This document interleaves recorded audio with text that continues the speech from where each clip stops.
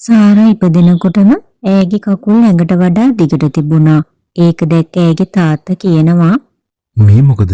මෙයාගේ ඇඟට වඩා කකුල් ගොඩාක් දිගයිනේ. මෙහෙම කෙනෙක් මං කවදාවත් දැකලා නැහැ. සමහර විට අපි දරුවා විශේෂ කෙනෙක් වෙන්න ඇති. එයාට දෙවියන්ගේ ආශිර්වාදය ඇති. ඒකයි කකුල් මේ තරම් දිග. ඒත් මේ තරම් දිග කකුල් එක්ක මෙයා කරන්නේ මොනවද? ඒක වෙලාව ආවහම දැනගන්න පුළුවන්. හරි කාලේ එන්නත් කලින් සාරා ඇවිත්තා. සාමාන්‍ය දරුවෙක් ඇවිදින්න මාස 10කට වඩා ගියත් සාරා මාස 5න් ඇවිද්දා. මේ බලන්න දෙවියන්ගේ හාස්කම්. අපේ දරුවා මාස 5න් ඇවිදිනවා. මං කිව්වා නේද සාරට දෙවියන්ගේ ආශිර්වාදය තියෙනවා කියලා. ඔයා කිව්වේ ඇත්ත රමණී.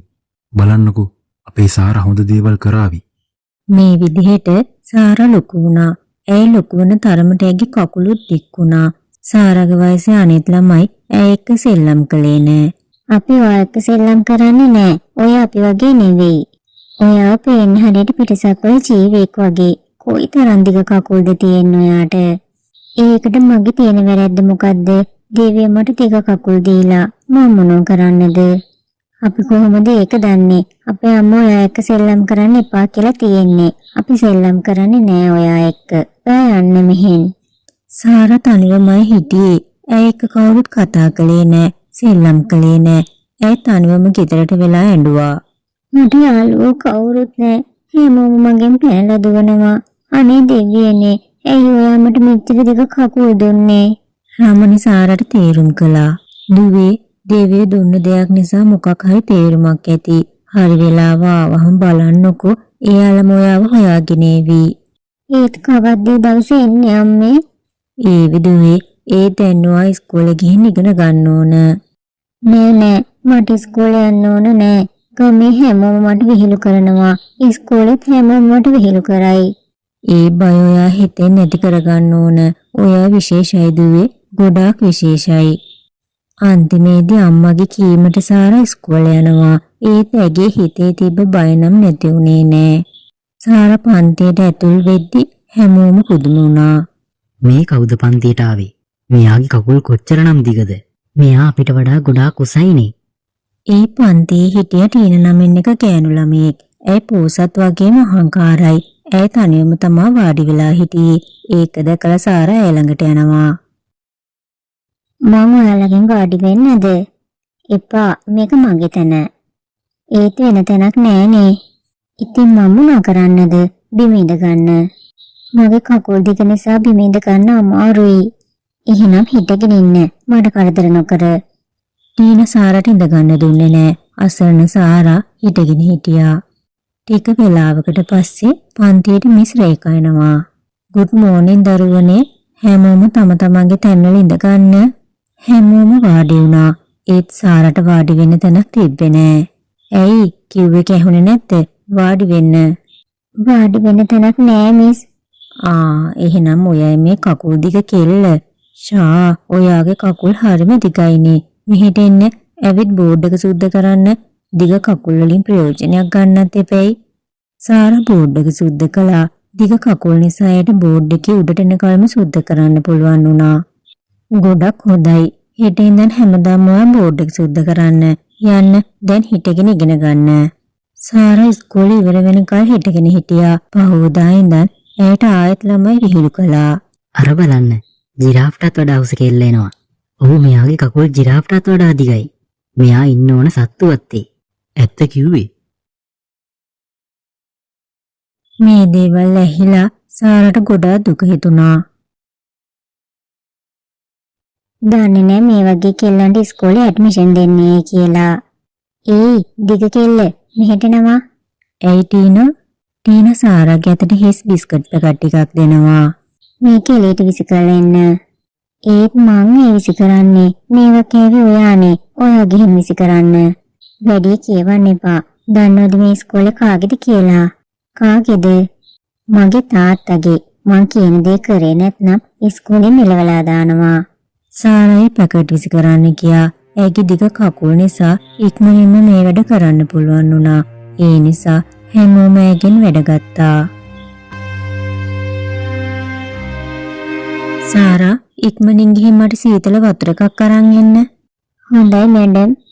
සාරා දුවගෙන ගිහින් වතුර අරන් එනවා. වතුර අරන් ආවට පස්සේ රේකමිස් කියනවා අනේ පොත ගේන්න අමතකුණා. ටීචර්ස් රූම් එකෙන් පොත අරන් එන්න. සාරා පොත ගේන්න දිව්වා.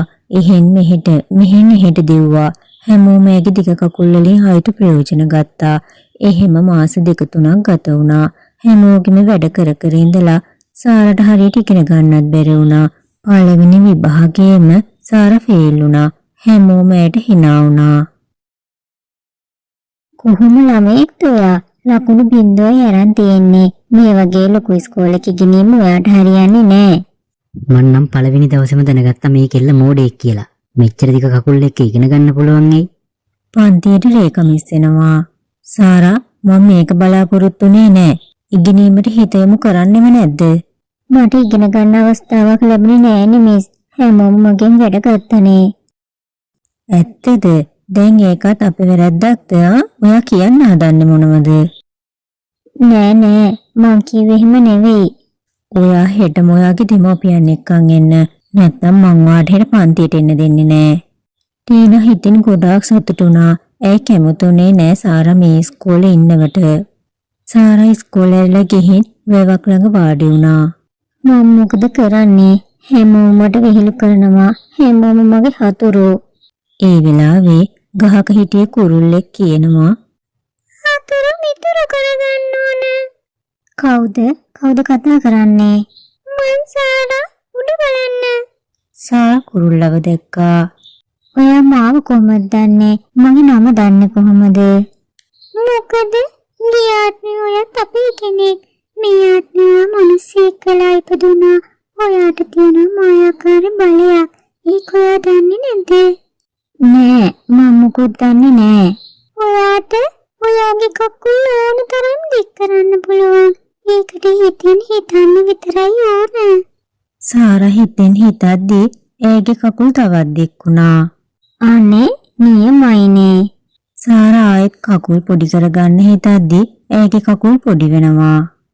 මේකේ පිහිටෙන් ඔයාට පුළුවන් මිනිසුන්ට උදව් කරන්න වගේම හතුරන්ව මිතුරු කරගන්න. සාරා ගොඩාක් සතුටින් ගෙදර ගියා. පහෝදායේ දෙමෝපියන් එක්ක ඉස්කෝලේට ගියා. මේ බලන්න ඔයාගේ දුව හොඳට ඉගෙන ගන්නේ නෑ. එයා ලකුණු බින්දුවයි අරන් තියෙන්නේ. අපිට බෑ යාව ඉස්කෝලේ තියාගන්න. අපි ඉස්කෝලේට අවනම්බුවක් වෙයි. එහෙම කියන්න එපා. සාරා හොඳින් ඉගෙන ගනීවි. නෑ. අපිට අවදානමක් ගන්න බෑ. ඒ නිසා අපි මෙයාව අස් කරනවා. ඔයාලා දෙන්න මෙයාව ගෙදර එක්ක යන්න. රේකමිස් කිසිම දෙයක් ඇහුවේ නෑ. මේකේ පිටිපස්සේ හිටියේ ටීනා. එයාලා ඉස්කෝලෙන් එළියට එද්දී හදිසියෙම විදුලි කොටලා ඉස්කෝලේ කිනිගත්තා. ඉස්කෝලේ ඇතුලේ හැමෝම හිර වුණා. බේරගන්න. කවුරු හරි අපව බේරගන්න. අපි මෙරිලා යයි. හැමෝම කෑ ගැහුවා.